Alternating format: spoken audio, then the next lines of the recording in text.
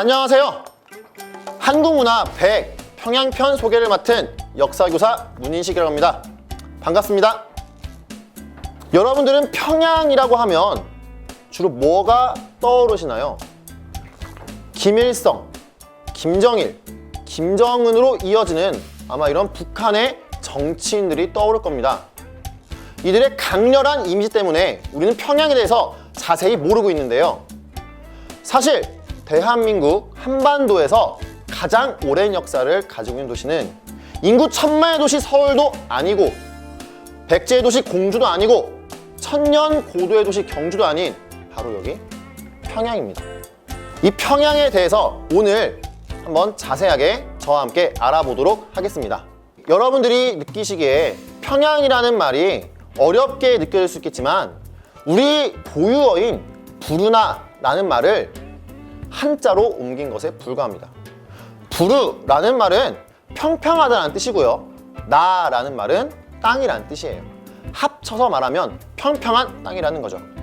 여러분들이 실제로 평양에 가보면 주변에 산도 없이 드넓은 평야가 있는 것을 보게 될 겁니다. 그렇게 넓은 평야는 남한에서는 호남 평야밖에 비견될 곳이 없어요. 이렇게 넓은 땅, 그 넓은 땅을 대동강이 흐르고 있습니다. 대동강이 흐르기 때문에 땅은 한결 더 비옥해지고 사람들이 살기 좋은 곳이 되는 거죠.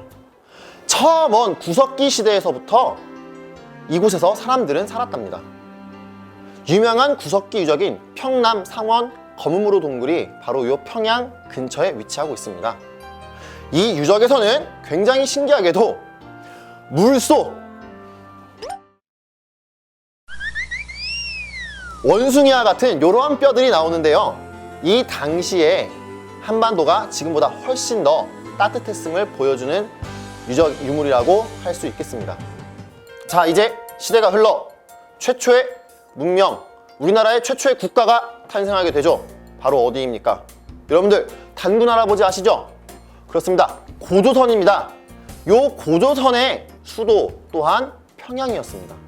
이 고조선의 수도를 왕검성이라고 하는데요. 이 왕검성의 위치가 만주라고 하기도 하고 그리고 평양에 있다고 하기도 하고 이동했다고 하기도 하는 등 다양한 학설이 존재합니다. 근데 한 가지 확실한 것은 단군조선 이후에 위만조선일 때 수도 왕검성은 확실히 평양에 위치하고 있었습니다.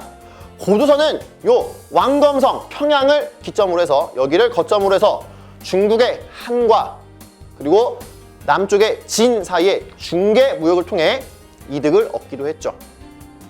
그러나 중국의 전성기를 맞이했던 한 무제의 침략에 의해 결국 고조선은 왕검성이 함락하게 되면서 멸망하게 됩니다. 시대가 흘러 삼국시대에 가보겠습니다.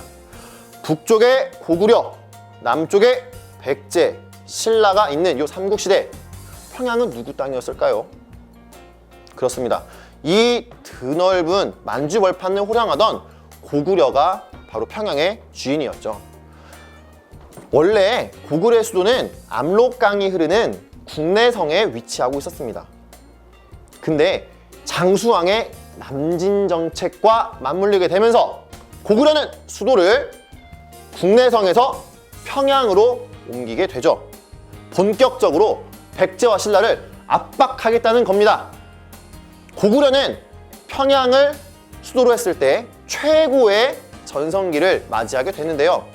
북으로는 부여와 숙신을 정복하고 남쪽으로는 백제와 신라를 찍어 눌러 충주까지 밀어내는 등 가장 넓은 영토를 차지했던 게 바로 이 평양 시기였습니다. 이렇게 전성기를 구가하던 고구려, 하지만 위기를 맞이하게 됩니다. 그 당대의 최고의 외교가였던 신라의 김춘추가 배를 타고 중국으로 당나라로 건너게 되죠. 그래서 당태종을 만나 간판을 짓습니다. 신라와 당이 손잡은 거죠. 이렇게 결성된 나당연합군은 660년 의자왕이 이끌던 백제를 멸망시키고 668년 평양성으로 다가오게 됩니다. 결국 나당연합군의 공격과 연개소문의 아들들의 분열로 인해서 고구려는 멸망하게 됩니다. 이렇게 잠시 잊혀졌던 도시 평양은 고려 때 다시금 주목받습니다. 고려. 이름에서부터 알 수 있듯이 고구려를 계승했다는 것을 느낄 수가 있죠. 고구려가 잃었던 그 넓은 북쪽의 땅을 회복하고 싶었던 고려는 북진 정책을 추진하게 되고 북진 정책의 거점으로서 평양을 선택합니다. 실제로 고려의 많은 왕들은 개경이 아니라 평양으로 수도를 옮기고 싶어 했어요. 그리고 진취적인 기상을 가졌던 요청은 수도를 아예 서경으로 옮기자는 그런 운동을 벌였습니다. 이게 정말 유명한 서경천도 운동인데요. 나중에 일제강점기 때 민족사학자였던 신채호는 요 서경천도 운동을 가지고 이렇게 표현했습니다. 조선 역사상 1000년 내 제일 가는 대사건이다. 이 말이 무슨 뜻이냐 하면 수도가 평양으로 옮겨지고 더욱더 진취적으로 나아갔다면 우리 천년의 역사가 바뀌지 않았겠나 하는 그런 아쉬움에서 이런 말을 했던 게 아닌가 싶네요.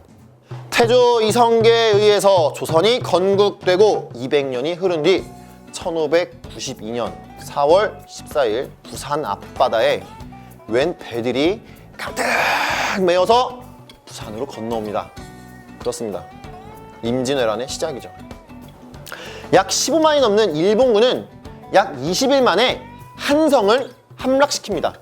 그리고 그 여세를 몰아서 평양까지 먹게 되죠. 이렇게 빼앗긴 평양은 1593년 1월에 명나라가 참전해서 조명연합군에 의해 탈환되게 됩니다.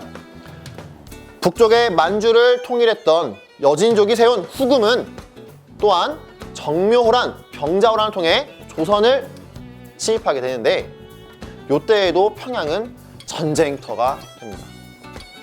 제가 이렇게 말하면 마치 무슨 평양이 전쟁터인 것처럼 그렇게 생각하시겠지만 꼭 그렇지만은 않습니다.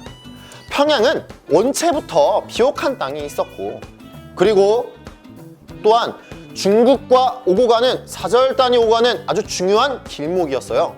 그래서 풍족하고 문화적으로도 발전되었으며 없는 게 없는 그런 아주 발달된 도시였습니다. 그래서 조선시대의 관리들이 가고 싶어 하는 곳 3개를 꼽으라고 하면 그 중에 한 곳에 꼭 평양이 꼽혔다고 하네요. 여러분들은 지금 최강 대국인 미국과 우리나라가 전쟁을 했었다는 사실을 아십니까? 조선 때 미국과 전쟁을 치렀던 적이 있습니다. 바로 신미양요인데요. 이 신미양요의 발단이 되는 게 바로 평양에서 발생했습니다. 역사 공부 조금 하신 분들은 알 텐데요. 바로 제네럴 셔먼호 사건입니다. 대동강물을 거슬러 미국의 상선 제네럴 셔먼호가 쭉쭉쭉쭉 올라갔습니다. 드디어 평양까지 갔죠. 평양까지 간 요 제네럴 셔먼호 무엇을 요구했을까요? 통상, 즉 거래, 사고 팔기 이런 걸 원했어요. 근데 그 당시에 우리나라는 그게 불가능했어요. 왜 그랬을까요? 그 당시에 우리나라의 지배자가 누구였냐면 쇄국정책의 아이콘 바로 흥선대원군이었어요. 당연히 거래 같은 게 될 리가 없었죠. 그래서 여기서 갈등이 빚어집니다. 이 갈등 속에서 제너럴 셔먼호의 공격에 의해 평양 백성들이 죽게 되면서 뿔난 조선 관군들이 제너럴 셔먼호를 불태우게 되고 그리고 잡힌 선원들을 성난 군중들이 막 몽둥이로 때려 죽이면서 여기서 사건이 터집니다. 나중에 미국은 요거를 빌미로 결국 쳐들어오게 되는데요. 이것이 바로 강화도를 배경으로 벌어진 신미양요예요. 1910년 일제에서 조선은 합방되게 됩니다. 강제적으로 합방되고 말았죠. 일제 강점기에 물산 장려 운동이라는 독립운동의 종류 중에 하나가 바로 평양에서 펼쳐지게 됩니다. 일제의 경제적 수탈에 맞서서 우리 것으로만 살자, 내 살림 내 것으로 라는 구호를 앞세워가지고 국산품, 애용, 근검, 절약 등을 통해 우리의 토종 기업들을 육성시키고자 하는 물산장려운동이 평양에 살고 있던 조만식에 의해서 진행되게 됩니다. 이러한 독립을 향한 뜨거운 열기는 평양에서도 이렇게 있었네요. 8월 15일 우리 민족이 그렇게 염원하던 광복을 맞이하게 됐습니다. 하지만 기쁨도 잠시, 동족 상잔의 비극 6.25가 발생합니다. 그래서 지금 평양은 우리가 가고 싶어도 갈 수 없는 가깝지만 먼 곳이 되었죠. 언젠가 우리 발로 가서 우리 눈으로 평양을 직접 보는 그날이 오기를 기원하면서 평양에 대한 소개를 여기서 마치겠습니다. 이상 역사교사 문인식이었습니다. 감사합니다.